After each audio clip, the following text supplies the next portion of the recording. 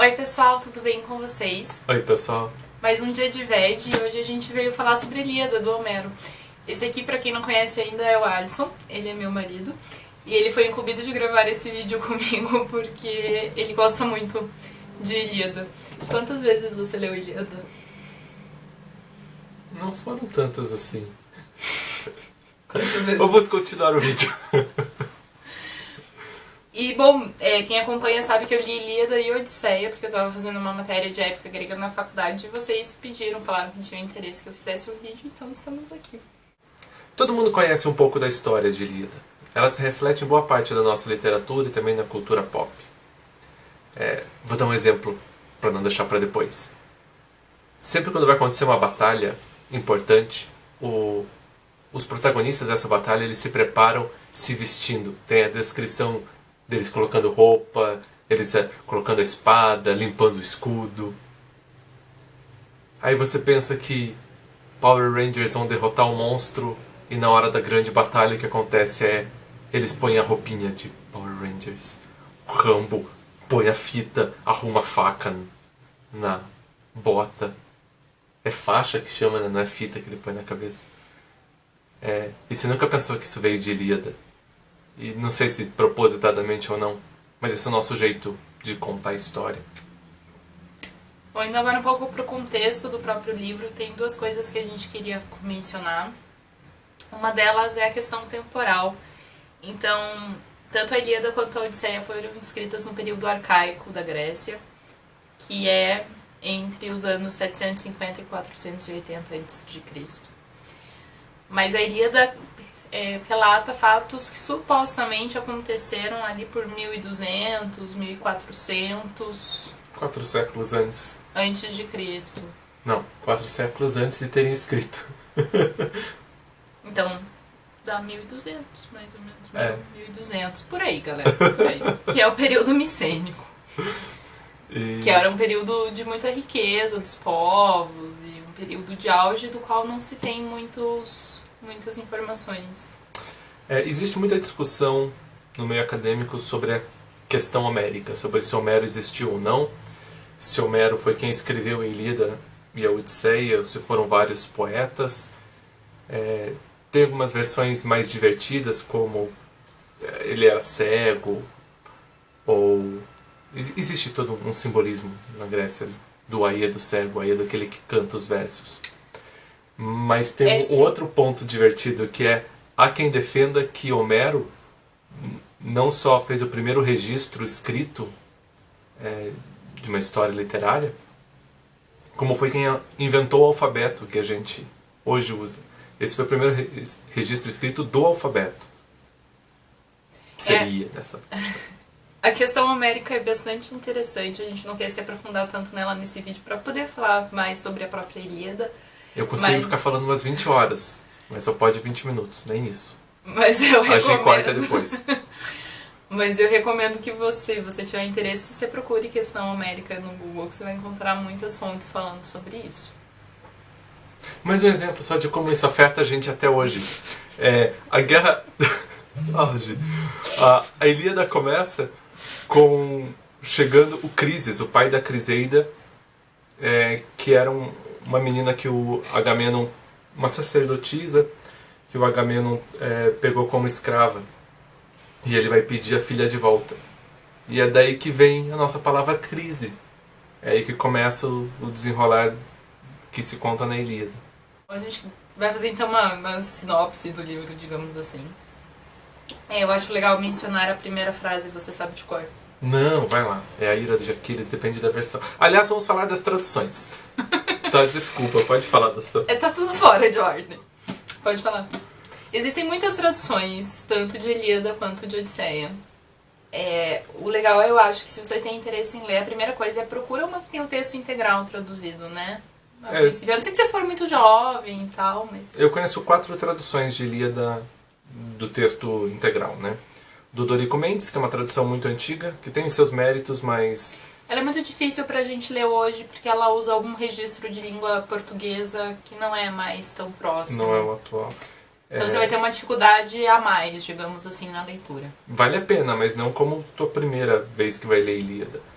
Talvez como primeira vez que lê a Ilíada, a mais indicada é a tradução do Frederico Lourenço. Que é a que saiu pela Penguin Companhia das Letras. Eu acho, entre as que eu conheci o texto, as que eu tive contato, é a que tem um texto mais acessível. Marinheiros não se derramam em longos prantos, eles só choram pra caralho mesmo. É assim no do Frederico Lourenço, é bem mais factível, assim, é bem mais verossímil. Mas ele tem uma métrica livre.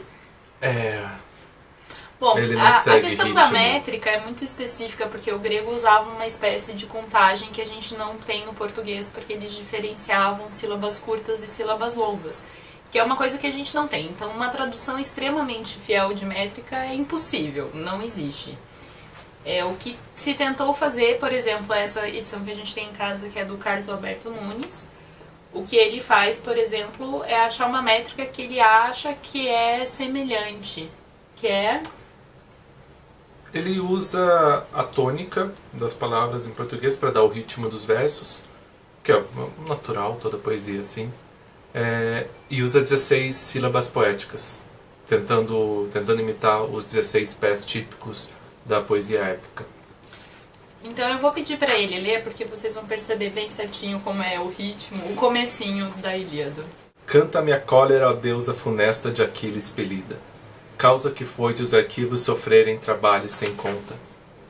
Ide baixarem para o Hades as almas de heróis numerosos, e esclarecidos ficando eles próprios aos cães atirados, e como o pasto das aves cumpriu-se de Zeus o desígnio, desde o princípio em que os dois em discórdia ficaram cindidos, o de Atreu filho, senhor de guerreiros e Aquiles divino.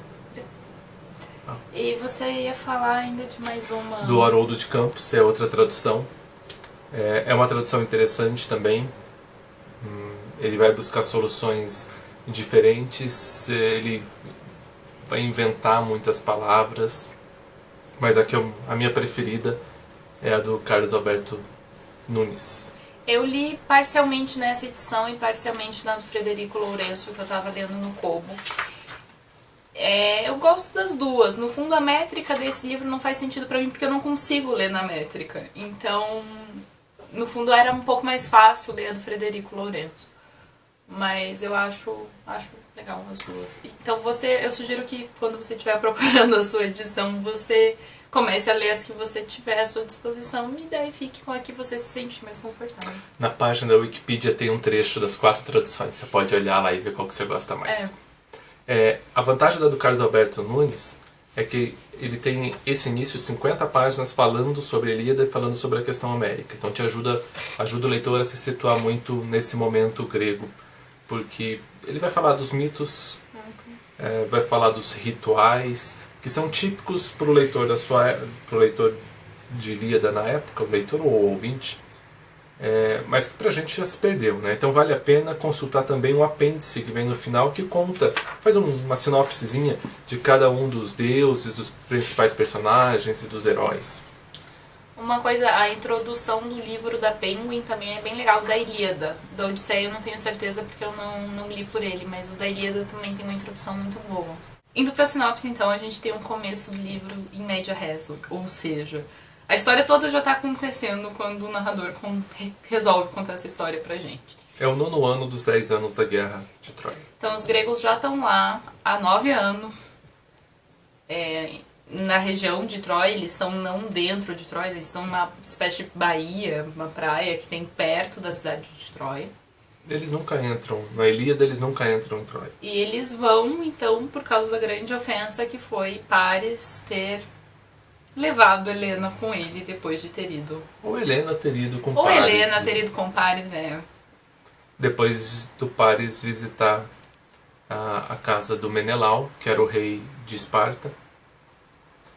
E Helena era a mulher mais bonita da Grécia, da Terra, do mundo, do universo. E vai com Paris, volta com Paris. Ela é sequestrada por livre ou não. Vontade. Vontade. Essa história não é narrada especificamente na Ilíada e tem alguns contos diferentes em relação a isso, então não dá pra gente afirmar com certeza se ela foi sequestrada, se ela quis fugir ou... É um que pouco aconteceu. daquilo de... Para os gregos, essas são histórias conhecidas. E talvez para os leitores iniciantes de Ilíada e de mitologia grega em geral, talvez não seja tão conhecida. Até pelos seus desenrolares, há muito simbolismo, há muitos conflitos, há muita personalidade dos personagens que são tratados. Mas o Homero, apesar de começar no 9º ano, ele usa alguns recursos, às vezes forçados, mas na maioria das vezes muito interessantes, bem bolados, de contar o que aconteceu antes, pelo menos contar as partes importantes do que aconteceu nos anos anteriores de guerra, ou no passado dos personagens. E ele se propõe a narrar o trecho da guerra referente à ira do Aquiles. Tanto que isso estava no começo que ele leu agora há pouco. Toda a poesia épica, o começo dela é basicamente um resumo de tudo que vai acontecer. Então aqui a gente tem a ira do Aquiles. Aquiles não morre na Ilíada. Também Não acredite no filme Troia. Também é outra parte da história que não está dentro de Ilíada, que foi contada por outros textos e outros autores. Até as coxas do Brad Pitt foram feitas por dublês. Eu que te falei isso. Foi. Eu conto pra todo mundo. Reza a agora. lenda que é o dublê. Bom, e todo o problema começa então com aquela questão do Crises, que vai buscar a filha. E Agamenon não quer devolver a filha pro cara porque ele acha que a filha é de direito dele e tal. Conquistou na guerra. Tudo isso. Existe um simbolismo muito grande do que é espólio de guerra. Você como guerreiro obteve aquilo. Aquilo é um reconhecimento de você. Aquilo te traz honra. Então devolver questionaria essa posição do Agamenon. E acontece que esse cara, o Crises, é um sacerdote do Apolo. Uhum. Então ele reza ali pro Apolo, fala: Apolo, me ajuda. E Apolo começa então a largar umas pragas nos gregos. A peste começa a matar todo mundo. Eles convocam um conselho. E é nesse conselho que o Agamenon e o Aquiles têm uma discussão. Por falta de habilidade de ambos de se posicionar. Uma falta de habilidade retórica. Ulisses nunca teria esse problema, ou outros heróis que aparecem na Ilíada. Mas os dois, eles têm suas características pessoais que são diferentes. O Aquiles é muito impulsivo, é o mais forte dos guerreiros, e o desenrolar é muito curioso. Assim, é Aquiles que dá a ideia para o Agamenon de pegar uma escrava, e aí no caso Agamenon vai pegar a escrava do Aquiles. E então eles devolvem a menina, mas daí Agamenon resolve pegar a menina que era do Aquiles. E daí aí Aquiles fica extremamente ofendido e resolve não participar mais da guerra. É o começo da ira. Só que ele era o grande guerreiro grego. Quando ele decide se afastar da guerra, que, digamos, a força vira em favor dos troianos. Aquiles é o grande herói grego, Heitor é o grande herói troiano. Existe uma profecia que sem Aquiles, Troia nunca ia ser conquistada. Por outro lado, Aquiles ia morrer na guerra. Então também tinha toda uma questão da decisão do Aquiles de querer morrer ou não na guerra, já que ele sabia que se ele permanecesse, ele possivelmente morreria. Ele com certeza morreria, né? Sim. Ele sabia, com certeza morreria. E ele começa quando acontece esse conflito dele com Agamenon, ele começa a achar que talvez não vale a pena ele ficar na guerra, porque ele começa a se tocar que não é uma guerra dele, não tá ganhando nada com isso, ele vai morrer jovem, e ele se enche o saco e vai embora. Ele tem um conflito por uma troca, né? Ter uma vida mais longa, mas ter uma vida ordinária, ou morrer jovem e ser cantado ao longo de milênios, né? Ser lembrado, ser famoso, ter sua glória. Essa é outra parte fantástica da Ilíada. Você constrói essa glória para o Aquiles, né? E tem uma parte bem engraçada de gregos. O que o Aquiles faz quando o Agamenon pega a escrava dele? Primeiro ele tem um momento de pensar em matar o Agamenon, mas Atena se mostra para ele. Atena, que pode ser a deusa Atena, mas também pode ser uma metáfora da sabedoria. E ele não ataca o Agamenon, mas aí ele vai chorar para a mãe, porque é assim, os deuses choram para os outros. A mãe dele é uma divindade? Não. É uma deusa. Divindade é uma palavra? É uma divindade. Aplicável a grego. Vai lá, mãe, ele roubou minha escrava, fala pro Zeus mandar ele devolver. Bem mais ou menos isso, ele vai lá chorar na praia. É bem chorão. E bom, daí o livro tem vários cantos que são descrições de cenas de batalha. Às vezes é meio engraçado, é meio exagerado, algumas descrições específicas de cabeças rolando e tal. Mas majoritariamente eu assumo que eu acho um pouco tedioso as cenas de guerra. Eu Você acho quer super falar divertido. sobre isso? Homero é engraçado. Isso tem umas cenas muito absurdas às vezes. Ele é muito irônico, ele tem muitas sacadas, ele repete trechos. Se você existem motivos para isso também, né? Lembra que é uma tradição oral. Então isso veio de 4 séculos sendo cantado, e repetições são úteis para a pessoa que cantava de memória poder lembrar ou poder encaixar fácil as métricas. Também tem os epípetos homéricos, então assim, Aquiles, pés ligeiros, né? Formas de chamar os personagens Que são repetidas ao longo de vários momentos da obra. Mas não era disso que eu ia falar. Cenas de batalha. Isso, eu ia falar das cenas de batalha. Tem um momento, por exemplo, que os caras estão lá guerreando, um olha pro outro e fala: eu não conheço você? Não sei, você também é familiar? Não, Eles não, são... você vem. Aí descobre que um ficou Eles na são casa guerreando do um outro. contra o outro, eles não são do mesmo lado, são de lados opostos. Tá lá, o couro comendo, os caras falam: eu acho que eu te conheço. Fala: você já esteve na minha casa. Então a gente é amigo, então pega aqui minha espada, toma aqui minha armadura. Não vamos lutar hoje. Hoje a gente volta pra casa, a gente não se mata. Amanhã a gente volta e se mata. É assim. A história da Ilíada vai seguindo sem aparecer muito Aquiles, sem focar nele. Ele fica bem discreto, sei lá, por 6, 7 cantos. Há quem diga que isso é um efeito de suspense. Você vê o Heitor sendo tão grandioso, outros heróis tendo tantas batalhas, e você sabe que o Aquiles é maior ainda do que eles. Há quem diga que são inserções posteriores, especialmente a parte de um herói grego chamado Diomedes, que chega a ferir Ares, né? Chega a ferir um deus. E Ares vai lá chorar para Zeus e fala: o cara me machucou, eu sou o deus da guerra. Mas a parte legal é que os troianos estão quase vencendo a guerra. Já incendiaram um barco grego. Heitor é foda pra caralho. Heitor é um cara honrado. A gente, nas nossas leituras, a gente concorda que o Heitor é o herói mais heróico. O protagonista de Ilíada, pra mim, é o Heitor. Né? Spoilers, Ilíada acaba com o funeral do Heitor. Não tem nada a ver com Aquiles. Aquiles vai lá, mata ele, o pai vai: por favor, devolve meu filho pra gente enterrar. Devolve, enterra, aí que acaba. A ira do Aquiles tinha acabado 2 cantos antes. E eu tava torcendo pra Troia. Mas todo mundo torce pra Troia. Isso que é legal, porque foi escrito supostamente por um grego. E os troianos são retratados de maneira muito honrada. Heitor, principalmente. Tem uma cena muito bonita. Ilíada inteira é muito de batalha.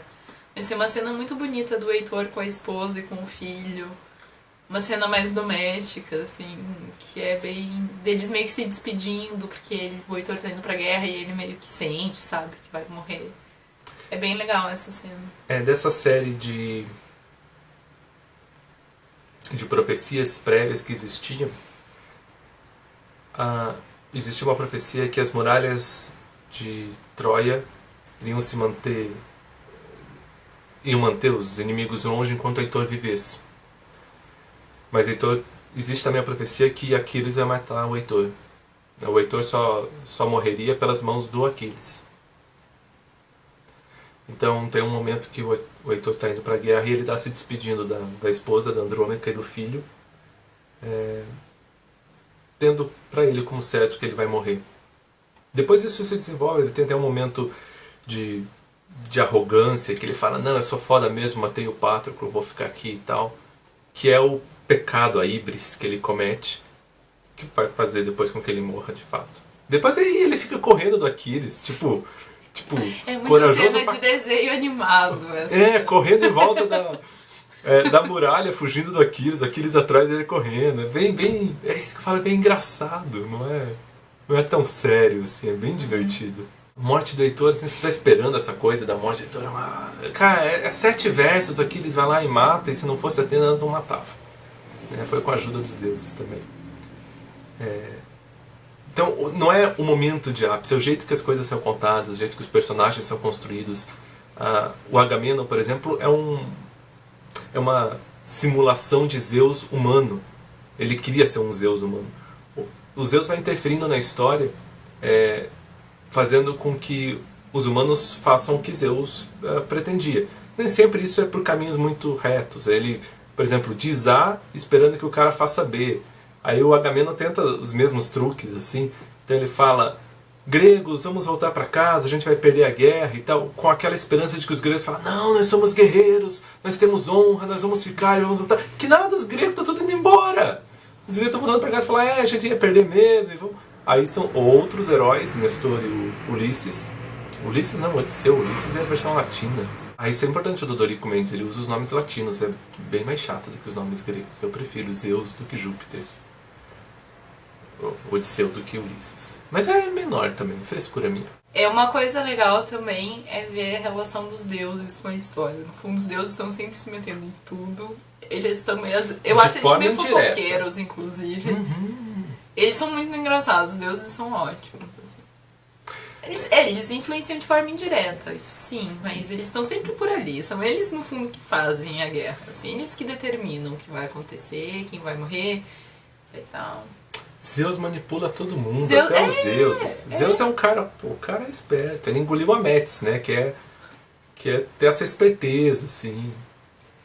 Sabedoria, manipulação. Mas uma coisa que eu acho importante avisar, que a gente já passou um pouquinho por isso, mas que a Ilíada era uma tradição oral, né? Fazia parte de uma tradição oral.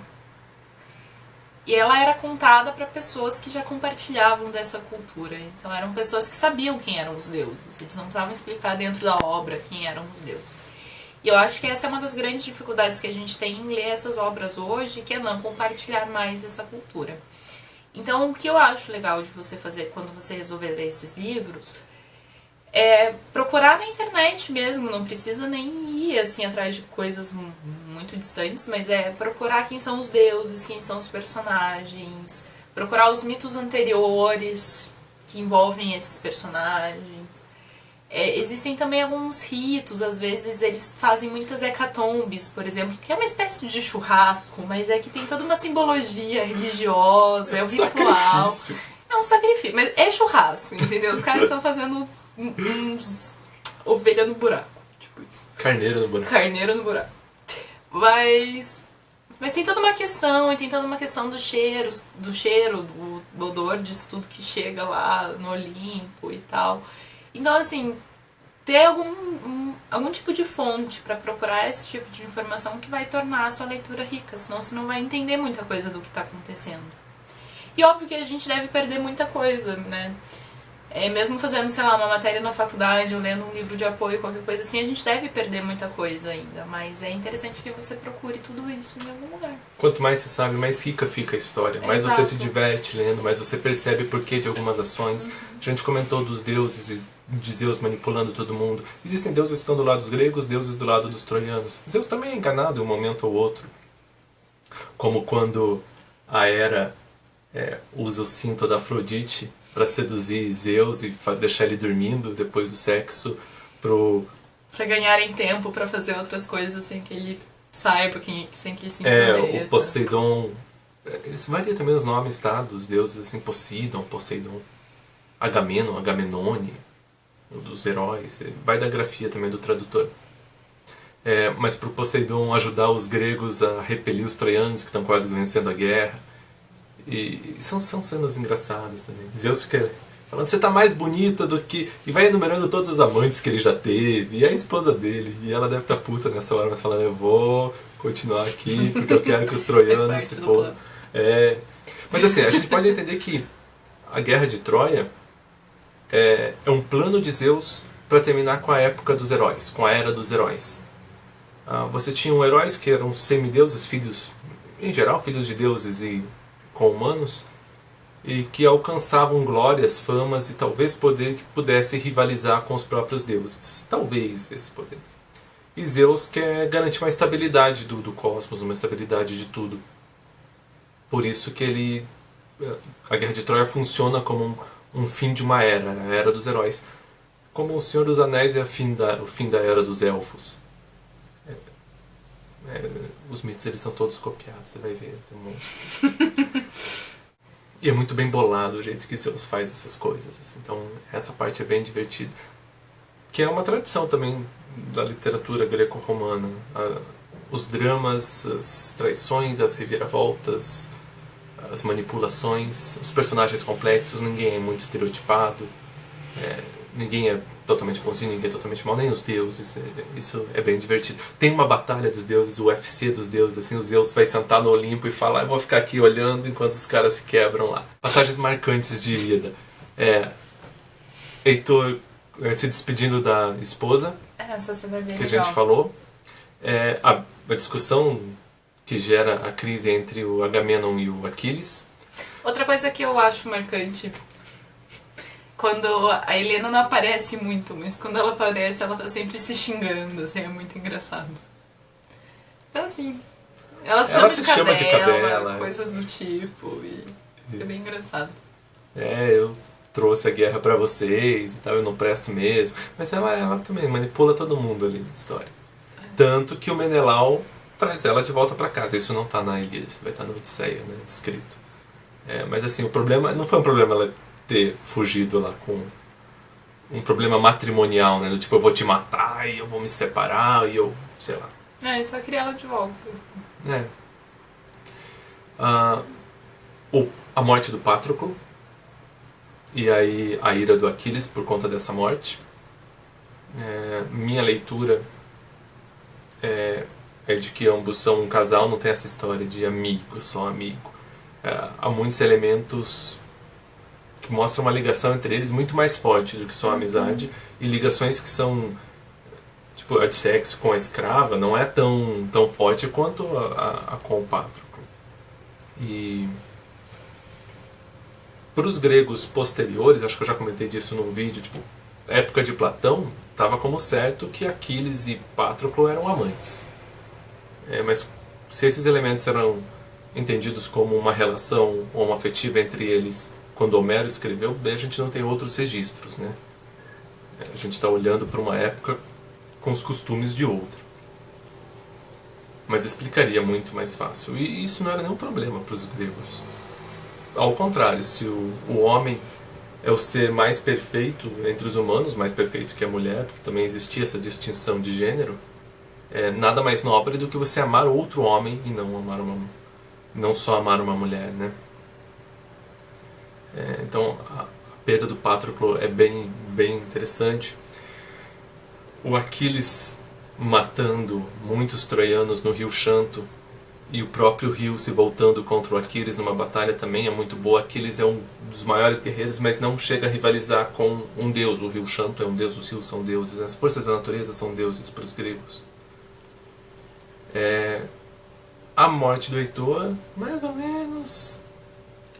Eu acho que tem mais a parte pós-morte do Heitor, que tem toda a parte que o Aquiles fica com o corpo, coisa que não é muito comum, não é costume fazer isso. Não é honrado.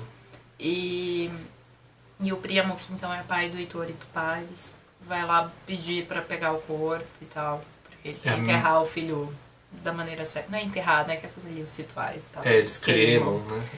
Mas é a cena mais bonita da Ilíada. É uma cena muito boa.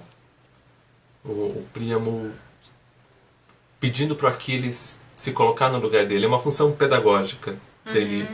Conta-se que a Ilíada era usada tanto a Ilíada quanto a Odisseia. No que seria equivalente às nossas escolas, né? Assim como material didático. E muito por isso, por ela despertar em você como seria ser um guerreiro, como que esses códigos de conduta, como que esse código de honra, como que é se colocar no lugar do outro. E essa cena do Príamo é muito boa. Bom, pessoal, é isso, nosso grande vídeo sobre a Ilíada. A gente logo vai voltar para falar sobre a Odisseia, então se tiver alguma coisa também que vocês queiram saber de coisas mais gerais, quiserem perguntar, a gente pode acabar incluindo na Odisseia, se a gente souber responder, obviamente. Né? O vídeo foi grande porque a Ilíada é grande, é gordinha. E a nossa primeira obra de literatura ocidental. Todo mundo copia. E é isso, espero que vocês tenham gostado do vídeo. Se você já leu o livro, conta pra gente o que você acha, quais são as cenas marcantes do seu ponto de vista. É isso. Obrigado. Ou não. Tchau, tchau. Tchau. E até amanhã.